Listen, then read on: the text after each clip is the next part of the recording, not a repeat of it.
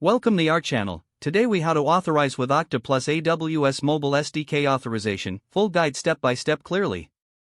To start the authorization process, ensure you have an Okta account set up.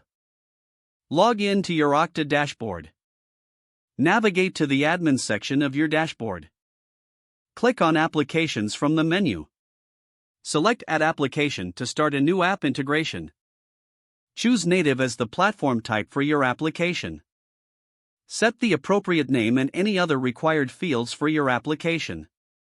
In the Redirect URI section, enter the URI where your application will handle the response after login. Once the application is created, you will receive a client ID and client secret. Make sure to note these down as they are essential for the AWS Mobile SDK integration. Next, head over to the AWS Management Console. Log in and navigate to the Cognito service. Create a new user pool by clicking on Manage User Pools. Fill out the required details for your user pool and make sure to enable app. Add the previously generated client ID from Okta as an allowed client ID in your Cognito user pool. In the Cognito user pool settings, configure the OAuth 2.0 settings. Make sure to enable authorization code grant and include the correct callback URLs.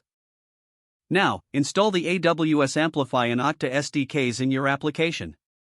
You can do this using your package manager, like npm or yarn. Once installed, import the necessary modules into your project files. Initialize the Okta SDK using your Okta domain and the client ID. Next, configure AWS Amplify with the user pool details.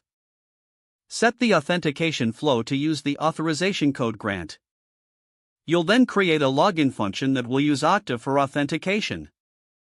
This function should call the Okta login handler and redirect users to the Okta login page.